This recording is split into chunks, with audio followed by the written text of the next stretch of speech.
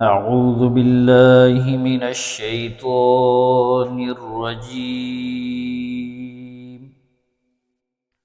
بسم الله الرحمن الرحيم.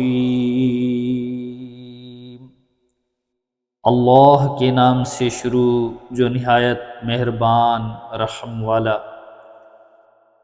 قل اعوذ برب الفلق من شر ما خلق. تم فرماؤ میں اس کی پناہ لیتا ہوں جو صبح کا پیدا کرنے والا ہے اس کی سب مخلوق کی شر سے. سورہ فلق مدنیہ ہے اور ایک قول یہ ہے کہ مکیہ ہے. اس صورت میں 1 رکوع 5 آیتیں 23 کلمے 74 حروف ہیں.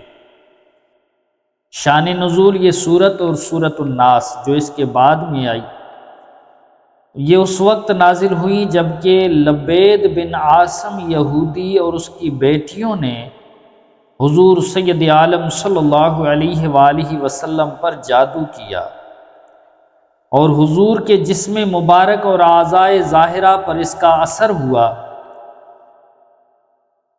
اور چند روز بعد حضرت جبریل علیہ السلام آئے اور انہوں نے عرض کیا کہ ایک یہودی نے آپ پر جادو کیا ہے اور جادو کا جو کچھ سامان ہے وہ فلاں کنویں میں ایک پتھر کے نیچے داب دیا ہے. حضور سید عالم صلی اللہ علیہ وسلم نے حضرت علی المرتضیٰ شیر خدا کرم اللہ تعالی وجہ الکریم کو بھیجا. انہوں نے کنویں کا پانی نکالنے کے بعد پتھر اٹھایا، اس کے نیچے سے کھجور کے گابھے یعنی درخت کا اندرونی نرم حصہ، اس کی تھیلی برآمد ہوئی. اس میں حضور صلی اللہ علیہ وآلہ وسلم کے موئے شریف جو کنگھی سے برآمد ہوئے تھے اور حضور صلی اللہ علیہ وسلم کی کنگھی کے چند دندانے اور ایک ڈورا یا کمان کا چلہ یعنی کمان کی تانت تار جس میں 11 گرہیں لگی تھیں اور ایک موم کا پتلا جس میں 11 سوئیاں چبھی تھیں، یہ سب سامان پتھر کے نیچے سے نکلا اور حضور کی خدمت میں حاضر کیا گیا. اللہ پاک نے یہ دونوں صورتیں یعنی سورۃ فلق اور سورۃ ناس نازل فرمائیں. ان دونوں صورتوں میں 11 آیتیں ہیں. 5 سورہ فلق میں ہر ایک آیت کے پڑھنے کے ساتھ ساتھ ایک ایک گرہ کھلتی جاتی تھی، یہاں تک کہ سب گرہیں کھل گئیں اور حضور صلی اللہ علیہ وسلم بالکل تندرست ہو گئے. ایک مسئلہ بھی سن لیجئے، تعویذ اور عمل جس میں کوئی کلمہ کفر یا شرک کا نہ ہو تو جائز ہے، خاص کردہ وہ عمل جو آیات قرآنیہ سے کیے جائیں یا احادیث مبارکہ میں وارد ہوئے ہوں. حدیث شریف میں ہے کہ اسماء بنت امیس نے عرض کیا، یا رسول اللہ صلی اللہ علیہ وسلم، جعفر کے بچوں کو جلد جلد نظر ہوتی ہے، کیا مجھے اجازت ہے کہ ان کے لیے عمل کروں؟ حضور صلی اللہ علیہ وآلہ وسلم نے اجازت دی. یہ ترمذی شریف کی حدیث مبارکہ ہے.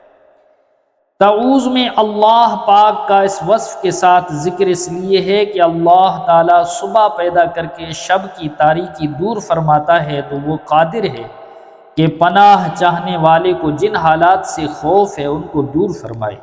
نیز جس طرح شب تار میں آدمی طلوع صبح کا انتظار کرتا ہے ایسا ہی خائف امن و راحت کا منتظر رہتا ہے. علاوہ بری صبح اہل اضطرار و اضطراب کی دعاؤں کا اور ان کے قبول ہونے کا وقت ہے. تو مراد یہ ہوئی کہ جس وقت ارباب کرب و غم یعنی غمگین و مصیبت زدوں کو آسانی دی جاتی ہے اور دعائیں قبول کی جاتی ہیں، میں اس وقت کے پیدا کرنے والے کی پناہ چاہتا ہوں. ایک قول یہ بھی ہے کہ فلق جہنم میں ایک وادی ہے، جاندار ہو یا بے جان، مکلف ہو یا غیر مکلف. بعض مفسرین نے فرمایا کہ مخلوق سے مراد یہاں خاص ابلیس ہے جس سے بدتر مخلوق میں کوئی نہیں، اور جادو کے عمل اس کی اور اس کے اعوان یعنی معاونت کرنے والوں لشکروں کی مدد سے پورے ہوتے ہیں۔ تو آگے ارشاد ہوتا ہے وَمِن شَرِّ غَاسِقٍ إِذَا وَقَبَ، اور اندھیری ڈالنے والے کی شر سے جب وہ ڈوبے۔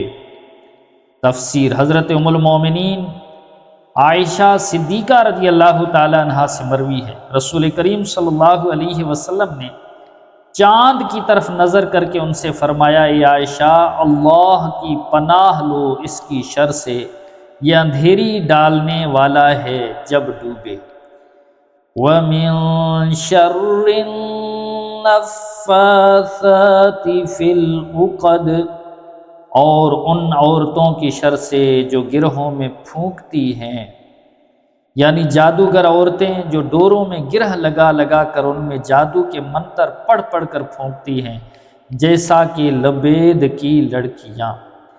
ایک مسئلہ بھی سن لیجئے، تعویذ بنانا، دھاگے بنانا اور گرہ لگانا، آیات قرآن یا اسماء الہیہ دم کرنا، یہ جائز ہے۔ جمہور صحابہ و تابعین اسی پر ہیں، اور حدیث عائشہ رضی اللہ تعالی عنہا میں ہے کہ جب حضور سید عالم صلی اللہ علیہ وآلہ وسلم کے اہل میں سے کوئی بیمار ہوتا تو حضور معوذات یعنی سورہ فلق اور سورہ ناس پڑھ کر اس پر دم فرماتے۔ وَمِن شَرِّ حَاسِدٍ إِذَا حَسَدَ، اور حسد والے کی شر سے جب وہ مجھ سے جلے۔ اس کی تفسیر میں ہے، حسد والا وہ ہے جو دوسرے کے زوال نعمت کی تمنا کرے۔ یہاں حاسد سے یہود مراد ہیں جو نبی کریم صلی اللہ علیہ وسلم سے حسد کرتے تھے، یا خاص لبید بن اعصم یہودی یہ حسد کیا کرتے تھے، اور حسد بدترین صفت ہے، اور یہی سب سے پہلا گناہ ہے جو آسمان میں ابلیس سے سرزد ہوا اور زمین میں قابیل سے سرزد ہوا۔